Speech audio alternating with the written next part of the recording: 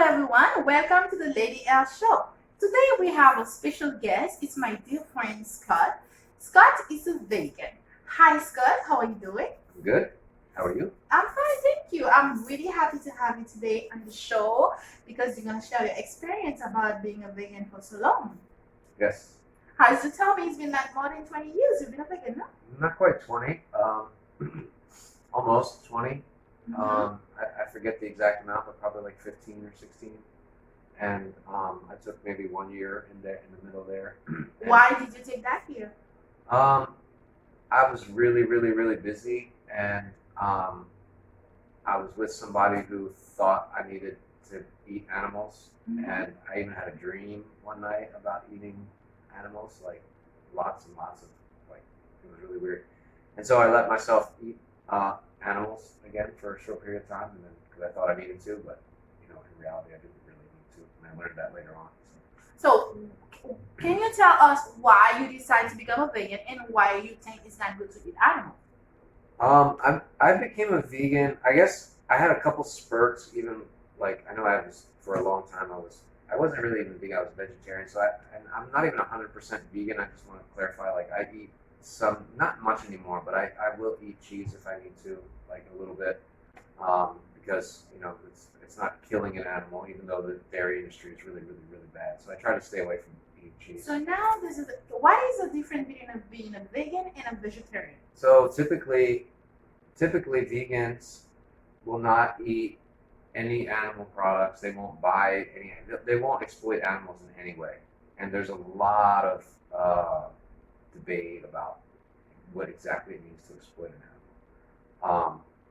When I say that, I mean there's some hardcore vegans that are really militant, and there's other vegans, like some vegans won't eat honey, others will, so on and so forth. Vegetarians usually have milk, cheese. I guess now too people think vegetarianism includes eating eggs. I never really ate eggs. I won't eat eggs. But I guess some vegetarians do eat eggs. But so that's the main difference. The main difference is that it's like at its purest definition, veganism is about not exploiting animals. So not buying makeup that's made from animals, not buying clothes that are made from animals, right? Not buying. So those are vegan. Yeah. Okay. So vegetarian, they still can wear some makeup, but still eating well. Vegetarianism is typically just not eating the flesh of animals. Okay, that's the only thing. They don't eat animal. Yeah. So some people say, I don't know what is your experience with that. With that, some people say that eating an animal, you eat as well the pain and everything of that animal. What do you think about that? Yeah, I mean, to me, I view eating an animal or even harming an animal like I know I said I sometimes eat cheese and but very very rarely now. Never really drink milk or anything, but the harming of the animal is like harming myself. And so I don't think it's necessary that another living being needs to give up his life for my survival. When it's not, there's so much food out there that's available that I can be healthy, have all the nutrients that I need, have all the energy. I'm a very busy man. I work very hard at my job, and I have all the energy that I need. With the plants. To do that and more, yeah, with the plants, yeah. Some people say they need protein and then they need iron and then by eating meat you can have that. Can you have that in the plants as well? Yeah, there's protein in plants, there's protein in legumes, there's protein in nuts, there's protein, there's iron, there's every nutrient that you need you can get in a plant-based diet. There's some debate about B12 and things like that. There's a lot of science out there and debates out there about what's available and what's not. But I tend to just kind of, I don't feel like I suffer at all. And I know many people who go without all the supplements and stuff. I do supplement a little. I supplement more because of the lack of nutrients in the food that you get at the grocery store. As I grow more and more of my own food and stuff, I don't worry so much about supplementation because I know that I'm building healthy soil and getting a lot of nutrients in the soil. So the food that I grow has all the nutrients it needs, and then it can feed me. Oh, that's good. But I have another question. So I know it's your point of view about killing animals, to eat them and everything. Like you said, you take all the pain and everything of the animals. But there's a lot of people. I mean, even in the Bible, they say those animals being there for us own survival. And then, how do you think people are gonna see that I mean, people are gonna see what they want to see. I just know that if true compassion, like I look at a dog, I look at a cow. If you look at them in the eyes, I look at any kind of animal, whatever it could eat, a toad, whatever people. I have no desire to kill it. You know, when people, even when someone yells at their dog, it makes me sad. You know, because dogs are so innocent, right? They're so loving, they're so innocent. People mistreat animals so badly. So to me, it's like my own brother. It's like eating my own brother, eating my own sister. I mean, I don't want to get into like religious, but there's a lot of books that say a lot of things. It doesn't mean that everything is right. But when you can really live in your heart and you can really, I think when you can really see and have your own sense of internal peace, or you can see true internal peace that's unconditional, the decision not to eat animals becomes very easy. And the other thing about the Bible is that there's a lot of people that say, well, we have dominion over the animals, but then there's a lot of vegans out there that are activists that quote passages from the Bible that support vegans. So, right, you can look at it both ways. I don't look at a book or anything. I look at my own heart as my internal compass. And about the seafood. So as you said, you're not a vegan, you're a vegetarian. So do you think the seafood as well? So it's kind of the same. Seafood's the same because the fish swim in the sea, the fish give birth. I mean, what's more traumatic than like swimming along happily, doing your thing, looking for food or playing or whatever you're doing, and then all of a sudden you get tricked because you have this hook in your mouth. You get tricked because there's a little dangly worm or whatever, and then you get this hook in your mouth. Like imagine that. Imagine if I took the hook right now and put it in your cheek. Exactly. That seems painful. Yeah, and so this is what happens when some fish get caught up in nets and things like that, but that's, I'm using this example because it's more poignant. So it's trickery, it's trickeration, it's horrible, it's cruel. So I would never want that to have to feel that, and so I would never want to, because to me, if I do that to a fish, I'm doing that to myself. Yeah, I have to say, everybody say, do you know how to swim? I said, I do, but why you don't go? I don't want to go to the water too much. Why? Because every time I see a fish is in a plate. So why I would go to the water? I never see a fish walking on earth, like with the feet and things. Why I would go to the environment and whatever they do to me, so it's gonna be mindful. So that's why I want to stay and look at the ocean for, hi, that's beautiful. But now that you're explaining me that, so I guess like, do you think those creatures, because they're not human, but they are creatures that have feelings and everything, they could be mad at human race? I don't know. I mean, I think that they definitely feel, so they can feel the vibration of someone who's caring for them and doesn't want to harm them versus someone who doesn't care about them and will do anything for them. Wow, that's deep. Okay, now the question that I have for you, being a vegetarian and a vegan, because you just make the difference for me. So let's say right now with that coronavirus things, was like worldwide pandemic right now. So being a vegetarian or being a vegan, do you think that would give us more strength to prevent to be exposed to that virus? Yeah, for sure. Because when you eat a plant-based diet, you don't eat animals. You have your body becomes highly alkaline, and when you eat local food and fresh veggies and fresh fruits, not just because a lot of vegans eat processed foods, heavily processed foods. So, but eating also fresh, like clean, organic food without toxins, without chemicals, without pesticides. You have an extremely highly alkaline body. Your pH level is highly alkaline, so disease can't thrive and live and grow and manifest in an alkaline environment. So typically, when people eat animal protein, animal flesh, it's highly toxic. It has a lot of toxins in the meat. It has a lot of acidity, and disease can thrive in that. So I think I know that being vegan and eating plant-based, you have a stronger immune system. Wow, you hear that, guys?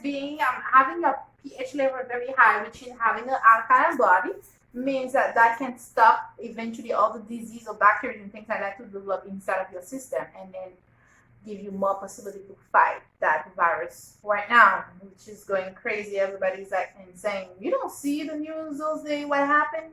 what do you think about that? You were talking about us eating animals. So for right now, for what is happening between the own the same human being, the way they're fighting right now, when you go to the store, everybody, I want to grab this, I want to grab that, and then everybody's taking without even thinking about the others. What do you think about that? Yeah, it's really challenging. The other thing about the virus and this opportunity is like for us to really sit back and watch, to take a step back because we're being quarantined, so to speak, self quarantine. We're being asked to take extra precaution, and yet like it's like drives people crazy in the thoughts and the mind. And so if people can just take a step back, and I know it's not easy, but and really just take a step back and be peaceful and rest with yourself, and see what you can do to really like help yourself and help your neighbors and help each other, so that we can all support ourselves through this, and then hopefully come out of it on the other side being a little kinder, a little more gentler, a little more compassionate. Because at the end of the day, any of us could get the virus. I mean, I don't think that I'm not worried about getting the virus. I don't fear it. I don't. You have no symptom. I have no symptom. Yeah, and so I'm not concerned about getting it. I don't walk around in fear of getting it. That being said, I don't think by any stretch of the imagination that I'm immune from getting it. I mean, I don't. Who knows what can happen? I mean, I'm not. So Even with your high pH level, your all alkaline body, so you think you still could catch it? I don't know. I don't think I still could catch it. I don't. I seriously don't think I'll get it. But if it does happen, I wouldn't be. Crazy. Yeah, I wouldn't be crazy. And I would just say, okay, well. Because your body will be able to fight it. Yeah, normally. exactly. And even if it came to my body, then I might be shut down for a little while, and it would give me a chance to rest, and my body would. This other thing about being vegan is that vegans, it's not like vegans don't get sick, right? They have.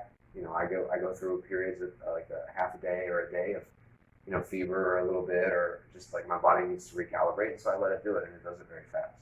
So even though I get imbalanced, I'll say from time to time, it balances out really quickly.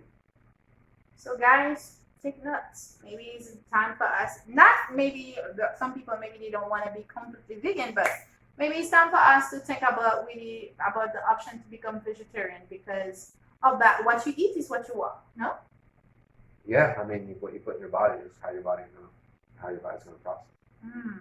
So what is the eventually the natural remedy that I know you have a little farm in your house, so you're really into natural and things like that. What is the natural remedy you can tell people to take to do to like they can as a prevention to the coronavirus right now?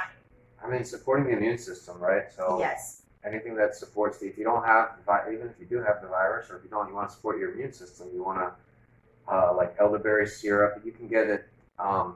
Most of these things you can get at a health food store, or if you know people that grow food, and people that make tinctures or herbalists or things like that. Elderberry syrup, fire cider, which is something you can make yourself too. You can make tea, oregano. You can take like oils. Pardon me. Like oil of oregano, although it's kind of strong, but you can take it, to help support the immune system. Any kind of foods like fresh vegetables, fresh fruits, grains, things like that, things that are going to really bolster your immune system. The only thing, guys, you have to wash Citrus. it very clean. You have to make sure you wash it with good water, with clean water, because they kind of exposed before to use them, but you have to wash them very carefully. So it was a really pleasure to have you at the show with us today because I wanted to share many aspects of life to my people, especially some people say, oh yes, you have to do this, you have to do that, and everything. And then about the animal, a lot of people are afraid right now. They may tank because when we're looking at in the news, China they put as well masks on dogs. So people are asking themselves if that disease can be passed to animals, and if you're eating because you remember that time when we have like grippe aviaire. I think it was something was only on chicken or things like that, on birds. That so people now they worried to asking if that thing can be passed to animal. Eventually, if they have to stop eating animals in that present moment. Yeah. Do you think they should stop? I mean, I don't think anybody should eat an animal ever. Oh, that I know. You're a vegetarian. I forget that. But the other thing, like, the other thing to know, like, is that not just, like, everybody's out running around getting toilet paper and soap and all this stuff. That's so funny. You can make your own soap. You can make. It takes time. It takes a little bit of knowledge, but there's plenty of YouTube stuff out there. You can make toothpaste. YouTube is the best thing. I make my toothpaste all the time. I make my own toothpaste. Coconut oil, baking soda, and some essential oils. It's very simple. You can add charcoal. You can add all kinds of things. I never buy toothpaste at the store, so I don't make my own soap yet. But you can make soap. You can go to your local farmers markets. You'll find artisans who make soaps, who make things like that, which also supports. You're not supporting like Crest or some Dial or some of these large companies. You're supporting your like neighbors, right? So you're helping your neighbors. It's like the trade system, local bartering. And you can make loofah. You can plant loofah, and you can dry it out, and it makes a scrub sponge. You can scrub yourself. It's like a sponge, you bath must know sponge. I know it. Yeah, you know it. Yeah. There's actually plants that you can plant that you can wipe your butt with, so you don't have to buy tools. We're not going that. But what Scott is trying to tell us, the modern nature is there for us. There's a lot of things ready for us to use. Even though, like a lot of people, they've been saying that there's too many people in the world for us to have organic food all over the place, because that's why they're doing mass production, because they said it's overpopulated, and then the earth cannot produce for all of us. What do you think about that? No, that's ridiculous. Because if you look at a jungle, if you start growing food for even 6 months, even a year, if you give it a year, even 1 year, if you grow and you start with simple foods that are easy to grow, bananas, papayas, whatever. Mangoes take more time. They take more time, yeah. Unless you graft the tree, it's a little more complicated. But like you see how fast food grows and how easy it grows, and especially once it gets established. Like a papaya, you put a papaya seed in the ground, it'll take 8 months to fruit, which is actually very fast for a fruit tree. But then that papaya has fruit, and it keeps giving fruit, and keep giving fruit, and keep giving fruit. And even if that tree would die eventually, like in a couple of years, for whatever reason, each papaya has. You ever opened a papaya? Yes, there's a lot of seeds. A lot of seeds, and each seed is capable of producing another papaya that has, So it's very. Nature is abundant. There's more than enough food for all of us. More than enough. We just have to be a little bit patient.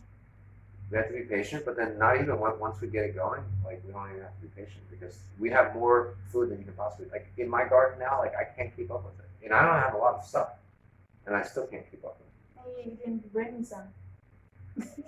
Well, I didn't. You're right. Next time. Oh, I hope so.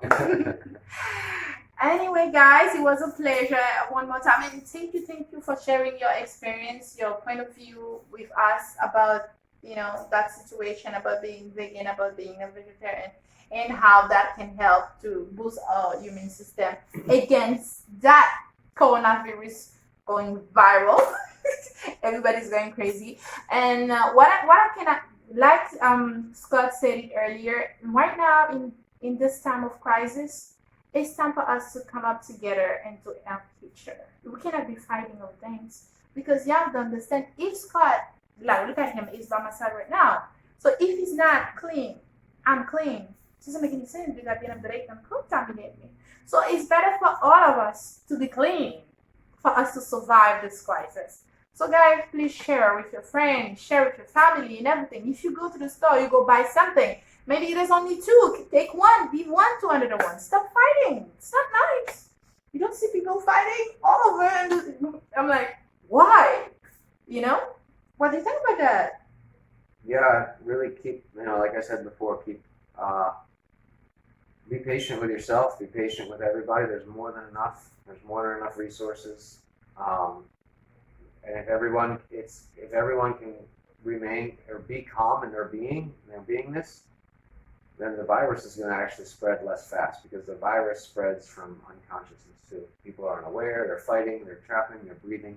And so if everyone remains calm, everyone remains at peace, they're going to support themselves. They're going to support their immune system because when an immune system becomes overstressed and overtaxed, then it becomes more vulnerable. So That's what it is, guys. that's what it is. One more time, thank you, Scott.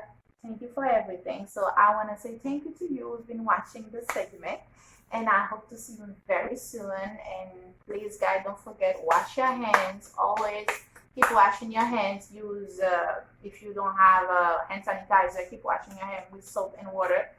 And please be careful, stay safe, and I want to say, God bless us, huh? I know you, but yes, we need that because we need tolerance between for us to be able to go past that. Thank you one more time and have a nice day. Bye bye. Thank you. Bye bye.